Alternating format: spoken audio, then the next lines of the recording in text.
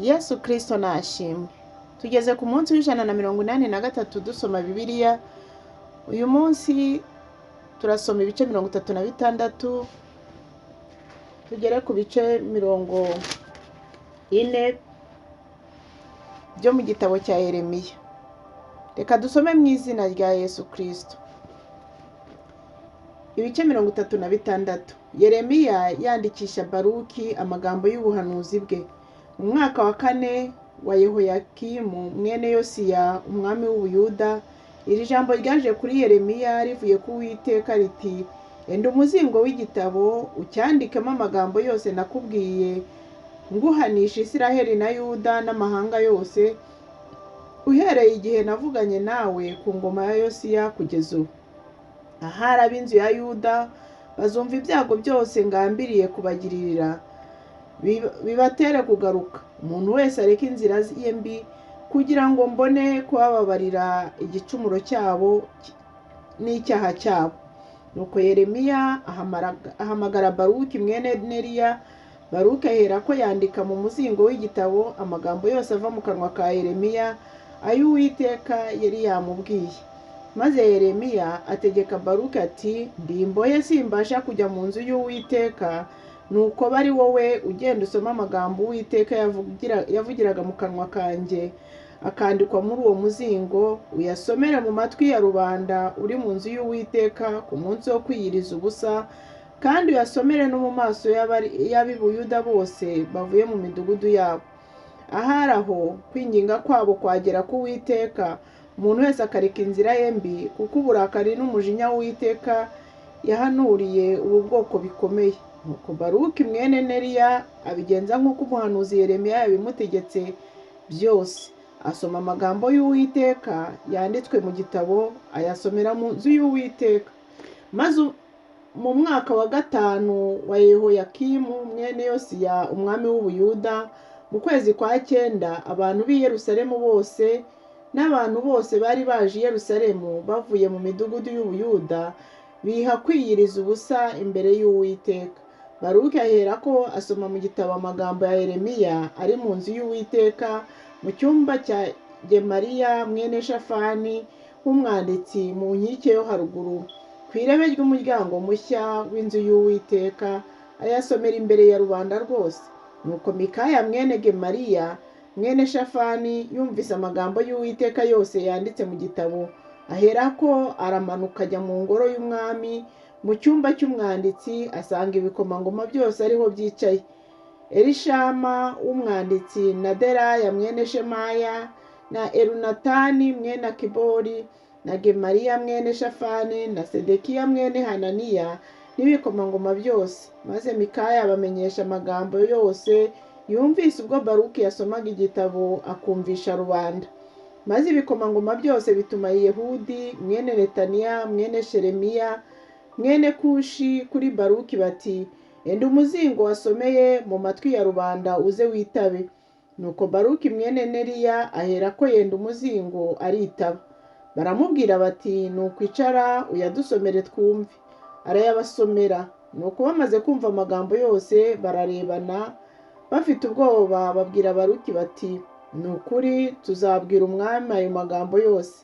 Maze babaza Baruki bati: tubwire uko wanditse ayo magambo yose Yeremiya yakwandikishije.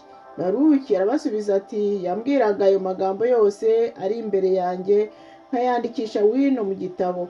Ibikomangoma bibwira Baruki biti: genda wihishe wowe na Yeremiya, hatagira umuntu umenya aho muri. Igitabo gisomerwa umwami, aragica aragitwika. Maze basanga umwami mu gikari, ariko umuzingo bari bawushyize mu cyumba cya Elishama w'umwanditsi. Babwira umwami amagambo yose. Nuko umwami atuma Yehudi kuzana umuzingo, awukura muri icyo cyumba cya Elishama w'umwanditsi. Maze Yehudi awusomera umwami n'ibikomangoma byose byari bihagaze iruhande rw'umwami. Umwami yari yicaye mu nzu y'itumba. Hari mu kwezi kwa 9, hari umuriro waka mu ziko imbere ye. Yehudi amaze gusoma ibisate 3 cyangwa 4, umwami abicisha inyuma, abijugunya mu muriro wo mu ziko, abigenza atyo kugeza ubwo umuzingo wose washiriye mu muriro wo mu ziko. kandi ntibyabatera ubwoba, ntibatanyagura n'imyambaro yabo. Ari umwami habe n'abagaragu be bumvise ayo magambo yose. Nyamara Elunatani na Deraya na Gemariya bari binginze umwami ngo ye gutwika umuzingo, ariko ntiyabakundira. Maze umwami ategeka Yerameli umwana w'umwami na Seraya mwene Aziriyeli na Sheremiya mwene Abudeli gufata Baruki w'umwanditsi n'umuhanuzi Yeremiya, ariko Uwiteka yarabahishe. Imana itegeka Yeremiya kwandika ikindi gitabo.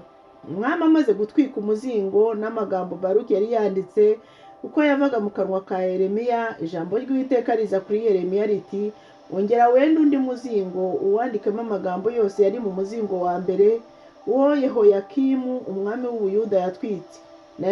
Na Yehoyakimu umwami w'Ubuyuda umuhanurira uti, ukuri k'Uwiteka avuga ngo, watwitse wa muzingo kandi urabaza uti, kuki wanditsemo ngo, ni ukuri umwami w'i Babuloni azaza kurimbura iki gihugu, kandi azatuma abantu n'amatungo bishiraho. Nicyo gituma Uwiteka ahanurira Yehoyakimu umwami w'Ubuyuda ngo, ntazagira uwo gusubira ku ngoma ya Dawidi, kandi intumbi ye izanama ku gasozi ku cyokere cy'izuba ry'amanywa no mu mbeho y'ijoro. Kandi nzamuhana we n'urubyaro rwe n'abagaragu be bahoye gukiranirwa kwabo, kandi bo n'abatuye i Yerusalemu n'abantu b'i Buyuda nzabateza ibyago byose nabageneye, kuko banze kunyumvira. Maze Yeremiya yenda undi muzingo awuha Baruki w'umwanditsi mwene Neriya, awandikamo amagambo yose uko yavaga mu kanwa ka Yeremiya, ayari yanditswe mu gitabo Yehoyakimu umwami w'Ubuyuda yatwitse, kandi yongeraho andi magambo menshi ahwanye nayo. Yeremiya ibice 37. Abakaludaya bava i Yerusalemu bajya kurwana na Farawo. Sedekiya mwene Yosiya yima ingoma mu kigwi cya Koniya mwene Yehoyakimu, ari we Nebukadinezari umwami w'i Babuloni yimitse mu gihugu cy'Ubuyuda. Ariko we ubwe n'abagaragu be n'abantu bo mu gihugu ntibumviye amagambo Uwiteka yavugiye mu kanwa k'umuhanuzi Yeremiya. Umwami Sedekiya atuma Yukari mwene Sheremiya na Zefaniya mwene Maseya umutambyi ku muhanuzi Yeremiya ati, udusabire ku Uwiteka Imana yacu.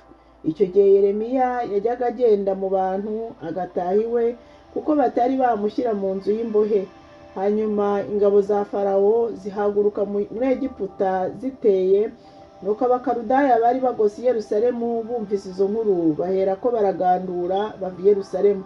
Maze ijambo ry'Uwiteka riza ku muhanuzi Yeremiya riti, uku ni ko Uwiteka Imana ya Isirayeli ivuga ngo, uko aba ariko muzabwira umwami w'Ubuyuda wabantumyeho kumbaza muti, dore ingabo za Farawo zahagurukiye kubatabara, zizasubira muri Egiputa mu gihugu cyazo, kandi abakaludaya bazagaruka batere uyu murwa, bazawutsinda bawutwike. Uku ni ko Uwiteka avuga ati, ntimwishuke ngo mwizere muti, ni ukuri abakaludaya bazatuvaho, kuko batazahera. Erega naho mwanesha ingabo z'abakaludaya zose zibarwanya zikaba inkomere gusa, hanyuma bababyukana umuntu wese akava mu ihema rye, bagatwika uyu murwa. Bafata Yeremiya bamushyira mu nzu y'imbohe. Ingabo z'abakaludaya zimaze kuva i Yerusalemu zibitewe no gutinya ingabo za Farawo, Yeremiya ahera ko ava i Yerusalemu agira ngo ajye mu gihugu cya Benyamini, ngo aboneyo umugabane we mu bantu bawo. Ageze ku irembo rya Benyamini, hari umutware w'abarinzi witwaga Iriya mwene Sheremiya mwene Hananiya, maze afata umuhanuzi Yeremiya ati, ugiye kuducikira mu bakaludaya. Yeremiya aramuhakanira ati, urambeshyera, simbacikira mu bakaludaya. Ariko ntiyamwumvira. Nuko Iriya afata Yeremiya amushyira ibikomangoma. Ibikomangoma birakarira Yeremiya, biramukubita, bimugira imbohe, bimushyira mu nzu ya Yonatani w'umwanditsi, kuko bari bayigize inzu y'imbohe. Yeremiya yari mu nzu y'imbohe mu tuzu twayo dufunganye, atumaramo iminsi myinshi. Hanyuma umwami Sedekiya aratuma ngo bamuzane, maze umwami amubaza biherereye mu nzu ye ati, mbese hari ijambo rivuye ku Uwiteka? Yeremiya ati, ririho. Arongera ati, uzashyirwa mu maboko y'umwami w'i Babuloni. Yeremiya arongera abaza umwami Sedekiya ati, icyo nagucumuyeho ni iki? ari wowe cyangwa abagaragu bawe cyangwa ubu bwoko, cyatumye munshyira mu nzu y'imbohe? Mbese ye babahanuzi banyu babahanuriraga barihe ngo ntabwo umwami w'i Babuloni azabatera habe no kuzatera iki gihugu? Noneho ndagusaba ngo wumve, mwami nyagasani, ndakwinginga ngo unyemerere icyo ngusabye, we kunsubiza kwa Yonatani w'umwanditsi ntahagwa. Nuko umwami Sedekiya ategeka ko Yeremiya arindirwa mu rugo rw'inzu y'imbohe, iminsi yose bajye bamuha irobe ry'umutsima rivuye mu nzira y'abavuzi bayo, kugeza ubwo imitsima yose izashira mu murwa. Nuko Yeremiya aguma mu rugo rw'inzu y'imbohe. Yeremiya ibice 38. Ibikomangoma bishyira Yeremiya mu rwobo. Shefaniya mwene Matani na Gedaliya mwene Pashuri na Yukari mwene Sheremiya na Pashuri mwene Malikiya bumva amagambo Yeremiya yabwiye abantu bose, ati uku niko Uwiteka avuga ngo uzaguma muri uyu murwa azicishwa inkota n'inzara n'icyorezo, ariko uzawuvamo akayoboka Abakaludaya azabaho, kandi ubugingo bwe azabutabarura abeho. Uku niko Uwiteka avuga ati ni ukuri uyu murwa uzagabizwa ingabo z'umwami w'i Babuloni, nawe azawuhindura. Nuko ibikomangoma bibwira umwami biti, turagusaba ngo uyu muntu yicwe, kuko aca intege z'ingabo zisigaye muri uyu murwa n'iz'abantu bose ubwo ababwira amagambo ameze atyo, kuko uyu muntu adashakira ubu bwoko amahoro, ahubwo ari amakuba. Maze umwami Sedekiya aravuga ati dore ari mu maboko yanyu, kuko umwami atari we wabasha kugira icyo ababuza. Nuko bafata Yeremiya bamujugunya mu rwobo rwa Malikiya umwana w'umwami rwari mu rugo rw'inzu y'imbohe, bamanuza Yeremiya imigozi muri urwo rwobo, nta mazi yari arimo keretse ibyondo gusa. Nuko Yeremiya asaya mu byondo. Ebedimeleki akura Yeremiya mu rwobo. Nuko Ebedimeleki w'umunyetiyopiya wari inkone akora mu nzu y'umwami yumvise ko bashyize Yeremiya mu rwobo, ubwo umwami yari yicaye mu irembo rya Benyamini, Ebedimeleki aherako asohoka mu nzu y'umwami abwira umwami ati mwami nyagasani, abo bantu bakoze nabi ku byo bakoreye umuhanuzi Yeremiya byose, bakamujugunya mu rwobo. None agiye kwicirwamo n'inzara, kuko ari nta mutsima usigaye mu murwa. Nuko umwami ategeka Ebedimeleki w'umunyetiyopiya ati ukure hano abagabo 30, maze mujyane muvane umuhanuzi Yeremiya mu rwobo atarapfa. Nuko Ebedimeleki ajyana n'abo bagabo bajya mu nzu y'umwami munsi y'inzu ibikwamo ibintu, bahakura ibishwambagara n'inyonga zishaje, abiha Yeremiya mu rwobo abimanuje imigozi. Ebedimeleki w'umunyetiyopiya abwira Yeremiya ati shyira ibyo bishwambagara n'izo nyonga zishaje mu maha, maze urenzeho imigozi. Nuko Yeremiya abigenza atyo. Baherako bakururisha Yeremiya imigozi, baramuzamura bamukura mu rwobo. Yeremiya aguma mu rugo rw'inzu y'imbohe. Sedekiya agisha Yeremiya inama. Nuko umwami Sedekiya aratuma ajyana umuhanuzi Yeremiya bihererana mu muryango wa gatatu w'inzu y'Uwiteka. Umwami abwira Yeremiya ati hari icyo ngiye kukubaza, ntugire icyo umpisha. Yeremiya abwira Sedekiya ati nabikubwira ntiwanyica, kandi sinkugira inama ntuzanyumvira. Nuko Yeremiya abwira Sedekiya ati nabikubwira ntiwanyica, kandi ninkugira inama ntuzanyumvira. Nuko umwami Sedekiya arahira Yeremiya rwihishwa ati nkurahiye Uwiteka uhoraho waduhaye ubu bugingo, ntabwo nzakwica cyangwa ngo ngushyire mu maboko y'abo bantu bahiga ubugingo bwawe. Maze Yeremiya abwira Sedekiya ati uku niko Uwiteka Imana Nyiringabo, Imana ya Isiraheli ivuga iti nusanga ibikomangoma by'umwami w'i Babuloni, nibwo ubugingo bwawe buzabaho, kandi uyu murwa ntuzatwikwa, nawe uzabaho n'ab'inzu yawe. Ariko nutemera gusanga ibikomangoma by'umwami w'i Babuloni, uyu murwa uzatangwa mu maboko y'Abakaludaya, kandi bazawutwika, nawe ntuzabava mu maboko. Maze umwami Sedekiya abwira Yeremiya ati Abayuda bagiye kuyoboka Abakaludaya, ntinya ko banshyira mu maboko yabo bakanshinyagurira.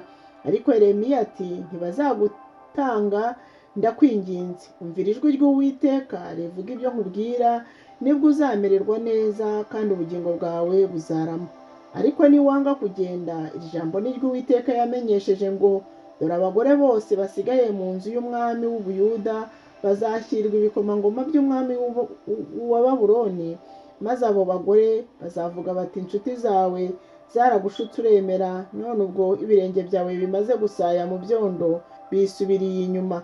Kandi bazajyana abagore bawe bose n'abana bawe babashyira Abakaludaya, nawe ntuzabava mu maboko, ahubwo uzajyanwa n'ukuboko k'umwami w'i Babuloni, kandi uyu murwa uzatwikwa ari wo uzize. Maze Sedekiya abwira Yeremiya ati, he kugira umuntu umenya ayo magambo, nawe ntuzapfa.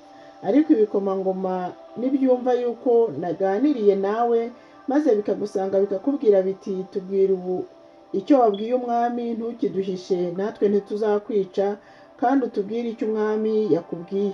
Maze uzabibwire uti, ninginze umwami ngo atansubiza kwa Yonatani nkahagwa. Nuko ibikomangoma byose bisanga Yeremiya biramubaza, nawe abibwira amagambo ahwanye n'ibyo umwami yamutegetse byose, maze barorera kuvugana nawe kuko ari ntacyo bamenye. Nuko Yeremiya aguma mu rugo rw'inzu y'imbohe arinda ageza ku munsi Yerusalemu yahinduwe. Yeremiya ibice 39. Yerusalemu ihindurwa, Sedekiya arafatwa. Mu mwaka wa 9 wa Sedekiya umwami w'Ubuyuda, mu kwezi kwa 10, Nebukadinezari umwami w'i Babuloni yaje azanye n'ingabo ze zose, atera i Yerusalemu arahakuba. Mu mwaka wa 11, maze Sedekiya mu kwezi kwa 4 ku munsi wa 9 wako, umurwa wacitsemo igikuba. Bamaze kuwihindura, ibikomangoma byose by'umwami w'i Babuloni biwinjiramo, byicara ku irembo ryo hagati. Amazina yabyo ni Nerugari, Shareseri na Samugarinebo na Sarusekimu na Rabusarisi na Nerugari, Shareseri na Rabumagu n'ibindi bikomangoma byose by'umwami w'i Babuloni. Nuko Sedekiya umwami w'Ubuyuda n'ingabo zose babibonye, baherako barahunga bava mu murwa nijoro, banyura mu nzira yo mu murima w'umwami ku irembo ryo hagati y'inkike zombi. Umwami ubwe awuvamo ahunga ajya aherekeye muri Araba, ariko ingabo z'Abakaludaya zirabakurikira, zifatira Sedekiya mu bibaya by'i Yeriko. Zimaze kumufata, zimushyira Nebukadinezari umwami w'i Babuloni ari i Ribula mu gihugu cy'i Hamati, maze amucira urubanza. Nuko umwami w'i Babuloni yicira abahungu ba Sedekiya mu maso ye i Ribula, maze umwami w'i Babuloni yica n'imfura zose z'i Buyuda, kandi anogora Sedekiya mo amaso, amubohesha iminyururu ngo amujyane i Babuloni. Kandi Abakaludaya batwika ingoro y'umwami n'amazu ya rubanda, basenya n'inkike z'i Yerusalemu. Maze Nebuzaradani umutware w'abarinzi ajyana abantu basigaye mu murwa ari imbohe n'impunzi zamucikiyeho n'abarokotse mu bantu bari basigaye. Ariko Nebuzaradani umutware w'abarinzi asiga mu gihugu cy'Ubuyuda abantu b'abinazi batagira icyo bafite, abaha inzabibu hamwe n'imirima.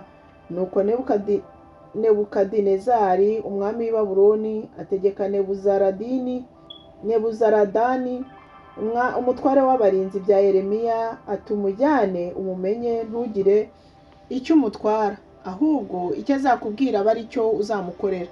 Nuko Nebuzaradani umutware w'abarinzi na Nebushazibani na Rabusarisi na Nerugari na Shareseri na Rabumagu n'abatware bakomeye b'umwami w'i Babuloni bose batuma gukura Yeremiya mu rugo rw'inzu y'imbohe, bamushyira Gedaliya mwene Ahikamu mwene Shafani ngo bamuheke bamusubize iwe. Nuko ageze mu bantu baho arahatura. Ijambo ry'Uwiteka ryaje kuri Yeremiya ubwo yari aboheye mu rugo rw'inzu y'imbohe riti, genda ubwire Ebedimeleki Umunyetiyopiya uti, uku niko Uwiteka Nyiringabo Imana ya Isirayeli ivuga ngo, dore ngiye gusohoreza uyu murwa amagambo nawuvuzeho yo kuwutera ibyago atari ayo kuwukiza, kandi uzabireba uwo munsi bisohoye. Ariko wehoho kuri uwo munsi nzagukiza, niko Uwiteka avuga, kandi ntuzatangwa mu maboko y'abantu utinya. Ni ukuri nzagukiza kandi ntuzicishwa inkota, ahubwo ubugingo bwawe uzabutabarura, wanyiringiye, niko Uwiteka avuga. Yeremiya ibice 40. Yeremiya atura i Misipa. Ijambo ryaje kuri Yeremiya rivuye ku Uwiteka. Nebuzaradani umutware w'abarinzi amaze kumurekura ngo ave i Rama, ubwo yari amujyanye aboheshejwe iminyururu, amuvanye mu zindi mbohe zose z'i Yerusalemu n'i Buyuda zagiye ari iminyago i Babuloni. Umutware w'abarinzi ajyana Yeremiya aramubwira ati, Uwiteka Imana yawe niyo yategekeye aha hantu ibi byago, kandi Uwiteka yarabisohoje agenza uko yabivuze, kuko mwacumuye ku Uwiteka kandi ntimwumvira ijwi rye, nicyo gitumye ibyo bibageraho. Noneho rero uyu munsi ndakubohora, ukureho iminyururu iri ku maboko yawe. Nushaka ko tujyana i Babuloni uze tugende, nzakugirira neza.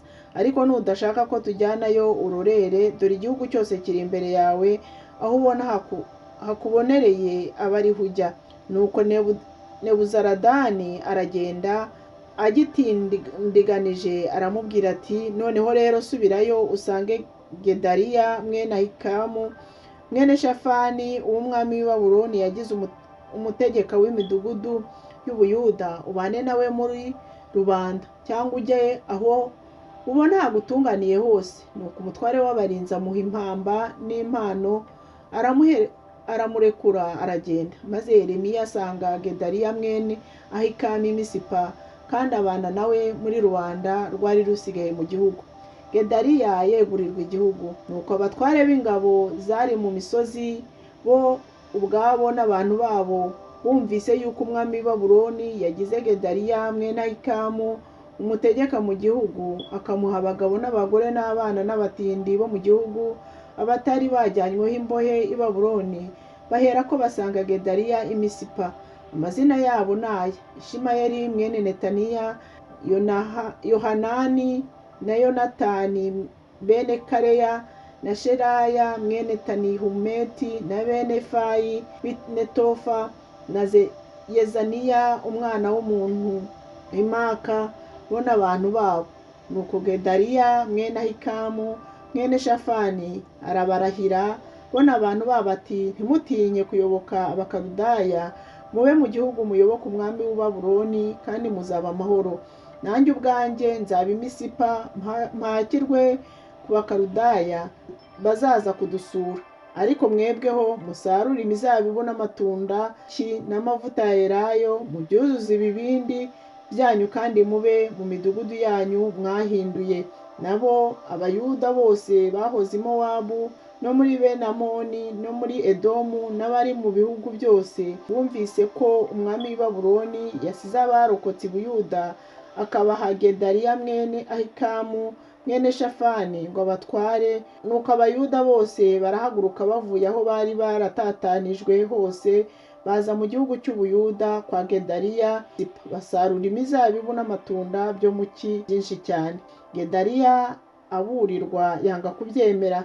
Maze kandi Yohanani mwene Kareya n'abatware b'ingabo zari mu misozi bose basanga Gedaliya i Misipa, baramubwira bati, mbese ntuzi yuko Barisi umwami wa Benamoni yohereje Ishimayeli mwene Netaniya ngo akwice?